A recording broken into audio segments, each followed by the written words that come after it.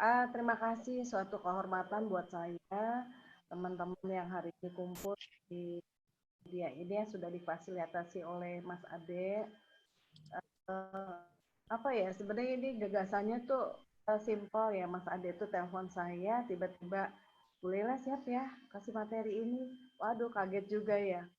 Oke lah, kalau begitu, kebetulan saya dengan Mas Ade ini satu komunitas di PC. Kita ketemu tuh kalau nggak salah tuh akhir tahun 2019. Baru Ya. beberapa kali mulai dengan Mas Ade. Terus satu kali ketemu, tapi selebihnya kita lewat WhatsApp dan yang lain. Akhirnya ketemu chemistry-nya. Jadi intinya uh, Mas Ade bilang dengan saya itu ingin mengupas isi dari puisi-puisi saya. Jadi puisi itu kan sebenarnya ya isi dari apa yang ada di dalam pemahaman dalam diri kita sebenarnya. Kebetulan hobi saya memang dari kecil itu sukanya menulis, suka menulis, kemudian coret-coret, sampai akhirnya aja masih saya terus menulis. Sempat sih berhenti, tapi muncul lagi setelah saya uh, saat itu muncul kembali kan saat kuliah itu terlalu lelah di dalam kepikiran tuh lelah banget ya, pengen cari sesuatu yang bisa menenangkan gitu, pengalihan yang positif. Akhirnya saya coba lagi menulis puisi. Nah kebetulan saya menulis puisi yang periode yang kedua, saya bilang depan saya itu menemukan sesuatu keterbaruan di dalam perjalanan puisi itu. Karena di sini saya sudah lebih mengedepankan ya teknik dialog ya. Dialognya itu sudah bukan dialog yang dialog ya. Puisi itu hanya ingin menggambarkan tentang cinta misalnya ya, tentang keindahan gitu. Nah, lebih ada pengembangan diri ya, diri pribadi. Bagaimana puisi itu juga sebagai salah dia mendekat kepada sang pencipta holik ya. Nah, jadi berarti adanya pencarian diri uh, lebih bukan kepada aspek spiritual.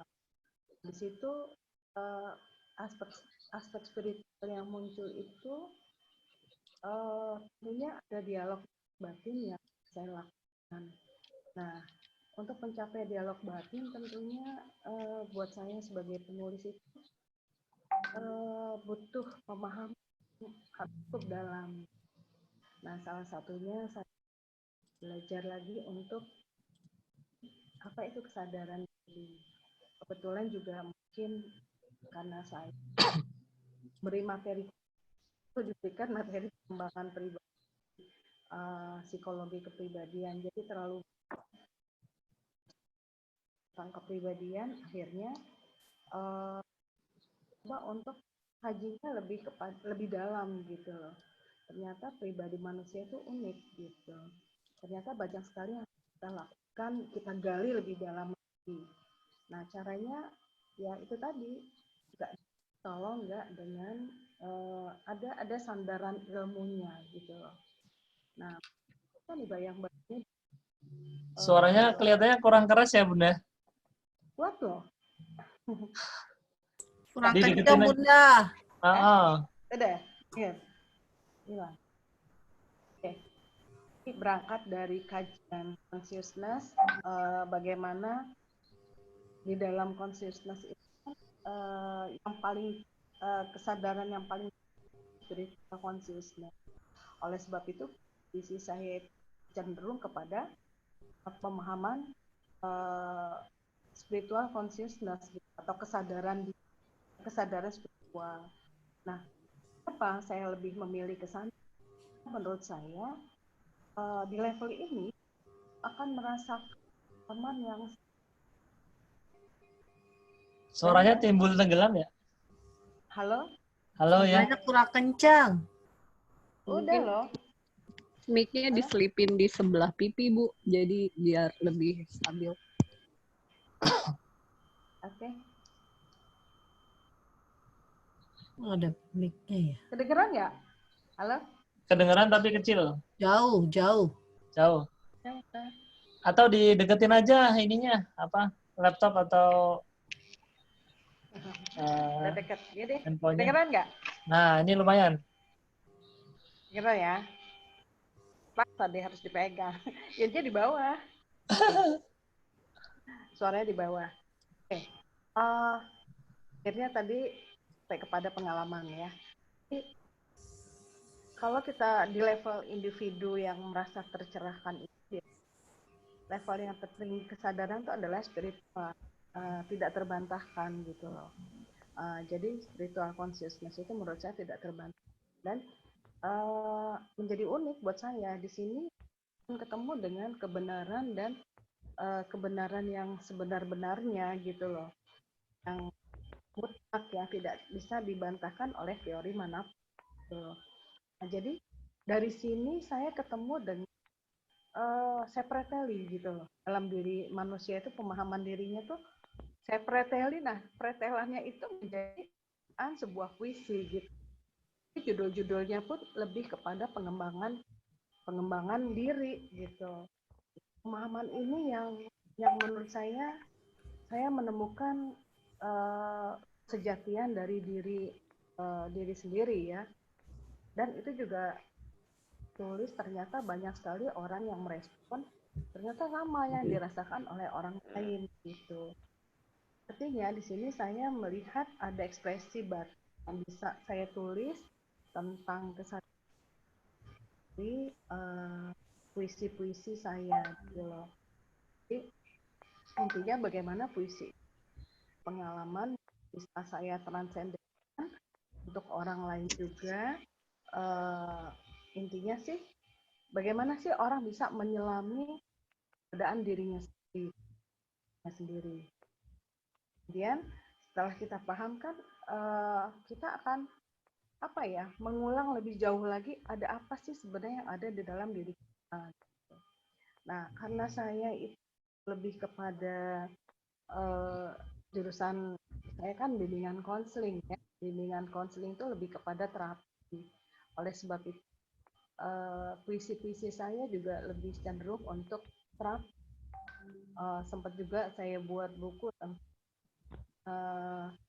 konseling puisi. Jadi ada beberapa puisi saya itu yang jadikan dasar konseling individu gitu. Jadi nah ternyata itu sudah diuji juga, ada satu mahasiswa menguji puisi-puisi saya itu dan signifikan gitu loh. Ternyata hubungannya itu signifikan sekali. Nah, oleh sebab itu intinya adalah bagaimana makna kesadaran spiritual itu terahkan di kita melalui ya puisi. Nah, itu sebenarnya melihat makna hidup secara lebih dalam lagi. Maka yang saya lahirkan adalah judul-judul puisi yang ada pemaknaan dari kehidupan kita sehari-hari.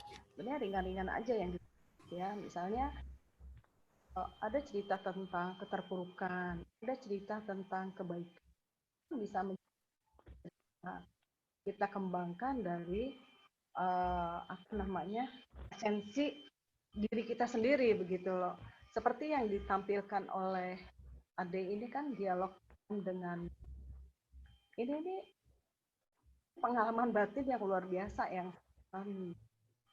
dialog diam itu kan nggak ada dialog sebenarnya, tapi di sini batin kita yang berdialog gitu loh. Ini itu apa kolbu kita yang bergerak gitu loh, yang percaya ketemu dengan Allah itu tim kita gitu kan. Isinya pun jauh-jauh dari apa yang kita rasakan gitu. Seolah-olah secara fisik kita tidak berinteraksi ya, tetapi secara batin kita berinteraksi. Nah, itu digambarkan dari pemahaman kesadaran diri yang lebih kepada spiritual consciousness. Jadi sebenarnya puisi itu juga kalau sudah dilepas di keluar ya, atau di lain tentunya punya tafsiran yang bebas ya. Tetapi kalau ditanya dengan penulisnya, tentunya ini akan menjelaskan satu versi konsep awal yang terjadi oleh diri penulis itu. Nah, intinya kalau saya ditanya, apa sih intinya menulis puisi yang Ibu Laila berikan ini? Ya, saya ingin memberikan contoh kesadaran. Kesadaran itu adalah sesuatu yang harus kita pahami dengan baik. Kalau ingin belajar kesadaran, kalau teorinya yang tadi disebutkan oleh Mas Ade itu teorinya Hawking, saya lebih kepada spiritual consciousness. Jadi hakikatnya adalah lebih dalam kesejatian diri sampai kita ketemu dengan kemurnian diri yang sejati. Nah, kemurnian diri sejati itu akan memberikan cahaya di dalam diri kita. Nah, cahaya ini kalau menurut konsep spiritualnya, cahaya itu kan banyak, bukan bentuknya cahaya aja. Kita diberikan pengetahuan lebih, itu kan cahaya menurut saya ya. Cahaya kita diberikan dapat gelar, dapat apalagi yang lainnya, itu cahaya. Allah berikan kemurahan kepada kita berupa cahaya. Nah, jadi kalau orang sudah punya kesadaran, pemandangan kesadaran yang cukup bagus dengan penemuan jati dirinya, itu akan mengalir begitu saja kesadaran spiritual consciousness-nya. Mungkin itu dulu sebagai pembukaan, nanti bisa ditambah lagi Mas Ade. Saya lebih suka kalau ditanya ya. Jadi kalau ditanya kan ada apa yang nggak jelas dari teman-teman mungkin. Ya, ya. Atau mungkin coba ditafsir dulu ini puisi yang di depan ini. Oh gitu. Nah, nanti setelah itu kita dialog, diskusi lah. Dialog diam dengan catatan yang melingkar dalam bercerita tentang jumpaanku dengan Maha Hidup. Saya itu tafakur ya, tafakur kepada Allah dalam sepertiga malam. Itu kan saya berdialog gitu loh. Ya, dialog itu berupa catatan yang dihadirkan di dalam saya untuk Maha Hidup. Terus, nah dialog ada di dalam dialog itu ada pembicaraan batin yang berseliweran lah di dalam hati. Siapa dirimu? Di ke dalam diri saya, siapa dirimu? Bertanyalah tentang bagaimana lakumu. Itu kan dialog-dialog yang nggak bisa nggak kan, tapi itulah kira-kira ya. Bertanyalah tentang seperti perjalanan. Jadi kita lebih melihat dari awal kehidupan sampai detik hari ini perjalanan. Kita diberikan bahagia, kita diberikan Tuhan, kita diberi penderitaan atau apalagi yang. Jadi kalau orang diberikan bahagia kan senang. Orang mau bilang sedih ya. Jadi kalau diberikan kesedihan, orang pasti mengumpat Allah misalnya. Ini yang menjadi catatan kita gitu. Bertanyalah tentang bagaimana. Seolah-olah saya tuh mengadu loh sama Allah. Ya Allah, aku tuh punya perjalanan ini. Tahu loh ya Allah, tuh ada nggak bener ya Allah. Itulah ceritanya ya. Kemudian coba di atas lagi Mas Ade. Mengapa kau diam? Mas Ade, ya, apa kau diam? Apa yang melintasi di pikirmu? Kadang kalau kita diam itu kita masih terpana. Kita masih terpana. Misalnya terpana begini. Bisa ya? Aku diberikan begini ya sama Allah. Nah, itu terdiam. Masih ada sebagian yang mengatakan seperti itu kan. Apa yang ada di pikirmu? Itu bergejolak di pikiran kita. Nah, bergejolak tuh ya macam-macam. Bisa terima, bisa tidak terima gitu kan. Oke, Mas Ade diangkat sedikit. masihkah terbersit, masihkah terbersit, masih adakah di dalam pikiran kita tuh kita ragu, ternyata kita tuh sudah ketemu gitu loh dengan Allah, itu sudah bisa berkontak gitu. Dan menjadi onak, menjadi Kak terima saya misalnya bergejolak gitu ya, terus sehingga pertemuan itu meliuk sempurna. Dengan spiritual consciousness pertemuan ini dengan penuh cinta kasih dan memberikan keharuman, kebahagiaan buat kita, kita harus yakin bahwa semua ini karenanya Allah gitu. Itu sih gambaran yang saya lakukan, dan ini juga sebenarnya sih dialog saya dengan Allah ya, dialog saya yang melakukan dengan ini kejadian apa ya 2018 ya, 11 saat saya ingat itu ya, selama 3 bulan itu saya isi kurang lebih ada 250 isi dalam waktu kurang lebih 3 bulan, kan akhirnya jadi satu buku puisi